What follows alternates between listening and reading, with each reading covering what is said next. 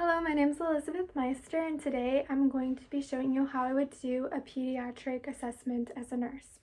So this is going to be my baby for today, and normally I wouldn't even be touching the baby yet at this point in the assessment. I'm just holding my baby today because I have nowhere to really put them and film properly.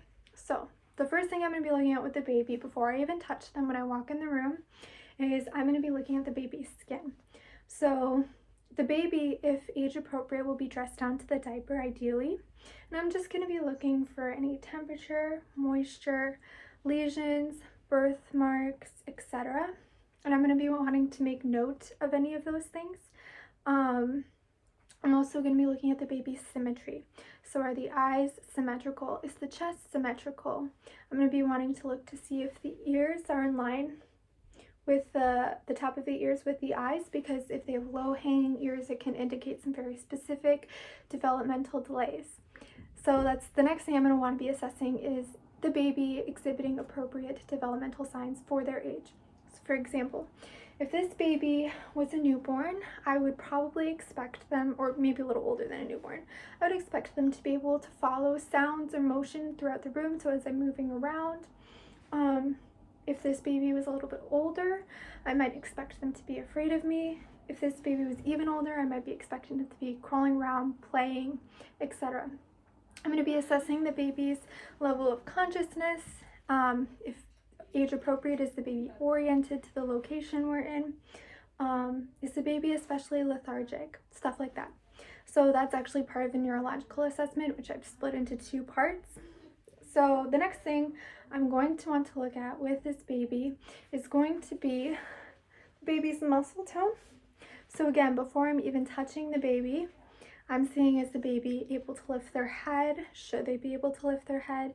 Is the baby wiggling around, or is the baby really floppy? Are they grabbing at their legs, at their toes, etc.? Then I'm finally going to touch the baby. I'm going to be listening to the baby's heart and lungs. I'm going to do this first while the baby's still hopefully calm and quiet. You're going to want to listen for a full 60 seconds to both the baby's heart and lungs, because babies can have irregular heartbeats or irregular breathing patterns. So especially when you're taking respirations, you want to listen for the full time, and you're going to want to listen here, here, here, here to all lobes of the lungs. You're going to want to look at the chest. Again, is it symmetrical? Are they exhibiting any retractions beneath or above their rib cage? While you have your thing out, you might want to listen to their chest. Is there any wheezing sounds or crackling sounds, etc.? And then while I have my stethoscope out, I might listen to their belly for any bowel sounds. I'm also checking their belly to see, is there any tenderness? Does it hurt? Is the baby's belly soft and round? So one of the next things I'm going to want to look at with the baby, the next thing I'm going to want to look at with the baby is the baby's central pulses.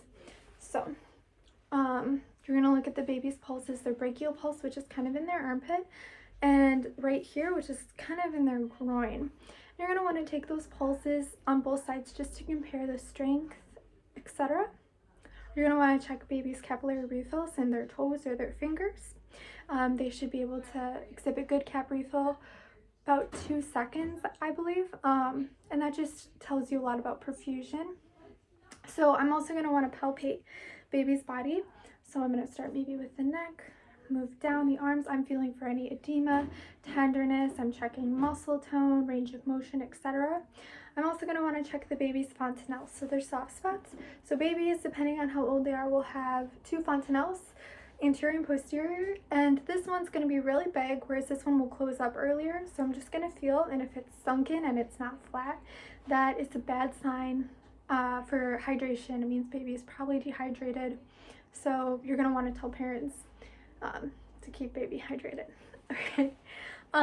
So one of the next thing you're going to want to do is when the baby yawns, or if they're fussing, you can take a peek inside their mouth. You're going to want to see that the mucous membranes are moist and pink. That also is a good indicator for hydration. You might be looking at the baby's nose to see if there's any discharge, if there's any fluid. And then the second part of the neurological exam, you might want to check the baby's reflexes. So you can do the brooding reflex, which is to stroke their cheek and see if they turn. You can do the moral reflex or the startle reflex with the baby. Or if they're older, you can do the deep tendon reflex with their knee. At this point, baby is probably a little fussy. You might want to take their blood pressure now because babies hate blood pressure. If necessary, you're going to want to weigh the baby or weigh the diaper if you're monitoring urinary output or fecal output, just to make sure that the baby is hydrated. They're giving you nice wet diapers every 8 hours. Yeah, you're going to want to make sure the baby's feeling okay.